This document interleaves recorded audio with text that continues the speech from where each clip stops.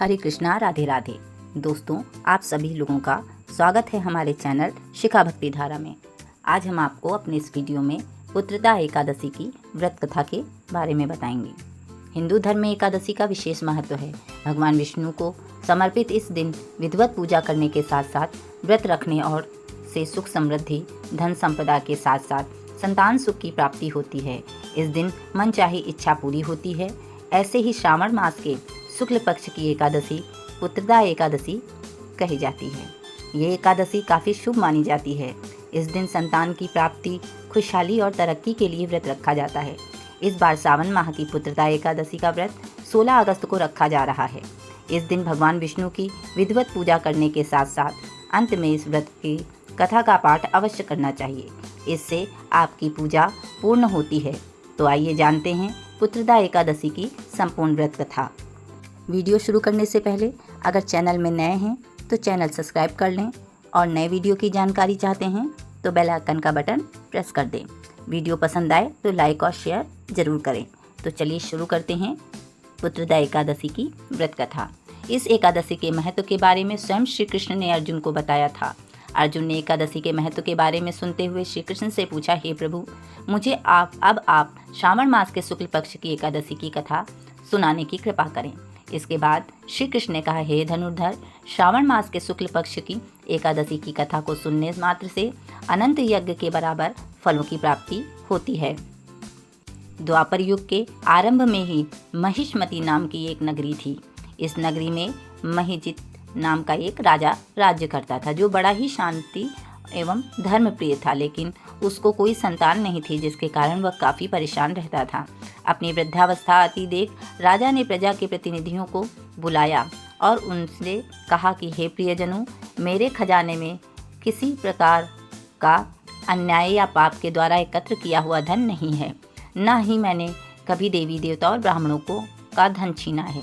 किसी दूसरे की धरोहर पर मैंने कभी भी अपना हक नहीं जमाया।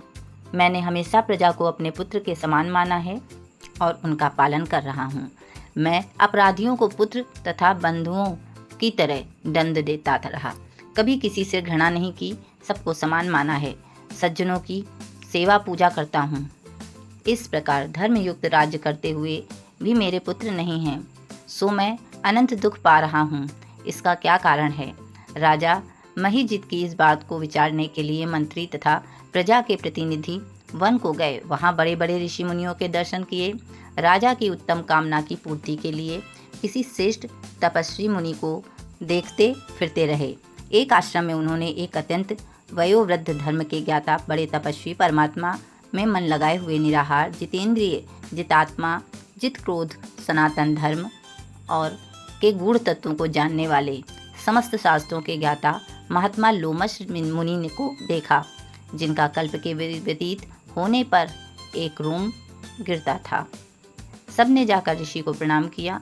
उन लोगों को देखकर मुनि ने पूछा कि आप लोग किस कारण से आए हुए हैं? निस्संदेह मैं आप लोगों का हित करूंगा। मेरा जन्म केवल दूसरों के उपकार के लिए हुआ है, इसमें संदेह मत करो। लोमस ऋषि के ऐसे वचन सुनकर सब लोग बोले, हे महर्षि, आप हमारी बात जानने में ब्रह्मा से भी अधिक समर्थ हैं, अतः आप हमारे इस संदेह को दूर कीजिए। महिष्मतिपुरी का धर्मात्मा राजा महिजित प्रजा का पुत्र के समान पालन करता है, फिर भी वह पुत्रहीन होने के कारण दुखी है। उन लोगों ने आगे कहा कि हम लोग उसकी प्रजा हैं, अतः उसके दुख से भी हम भी दुखी हैं। आपके दर्शन से हमें पूर्ण विश्वास है कि हमारा यह संकट अवश्य दूर हो जाएगा, क्योंकि महान पुरुषों के दर्शन मात्र से अनेक कष्ट दूर हो जाते हैं। अब आप कृपा करके राजा के पुत्र होने का उपाय बतलाएं। यह वार्ता सुनकर ऋषि ने थोड़ी देर के लिए नेत्र बंद किए और राजा के पूर्व जन्म के का वृत्तांत जानकर कहने लगे कि यह राजा पूर्व जन्म में एक निर्धन वैश्य था। निर्धन होने के कारण इसने कई बुरे कर्म किए। यह एक गांव से दूसरे गांव व्यापार करने जाया करता था। एक समय ज्येष्ठ मास के शुक्ल पक्ष की द्वादशी के दिन मध्याह्न के समय, जबकि वो 2 दिन से भूखा प्यासा था, एक जलाशय पर जल पीने गया। उसी स्थान पर एक तत्काल की ब्याही हुई प्यासी गौ जल पी रही थी।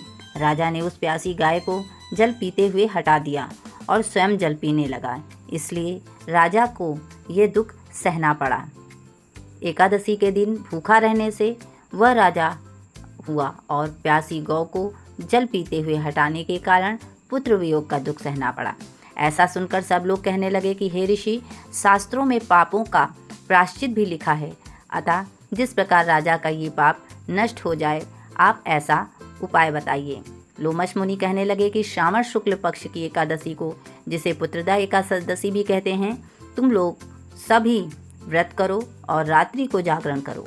इससे राजा का यह पूर्व जन्म का पाप अवश्य नष्ट हो जाएगा, साथ ही राजा को पुत्र की अवश्य प्राप्ति होगी।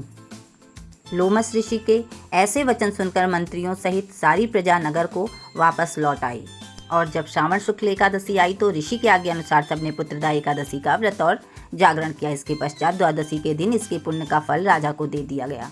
उस समय पुण्य के प्रभाव से रानी ने गर्भ धारण किया और प्रसव काल समाप्त होने के बाद उसके बड़ा तेजस्वी पुत्र उत्पन्न हुआ। इसलिए राजन इस श्रावण शुक्ल एकादशी का नाम पुत्रदा पड़ा। अतः संतान सुख की इच्छा हासिल करने वाले इस व्रत को अवश्य करें। इसके महत्तम को सुनने से मनुष्य सब पापों से मुक्त हो जाता है और इस लोक में संतान सुख भोग कर परलोक में स्वर्ग को प्राप्त होता है। इस प्रकार कथा कह के श्री हरि विष्णु का आरती व पूजन करें और भगवान से अपने पापों की क्षमा मांगें। इस प्रकार से कथा पूर्ण हुई और अगर वीडियो पसंद आया हो तो प्लीज़ लाइक, शेयर व सब्सक्राइब जरूर कर दें। राधे राधे।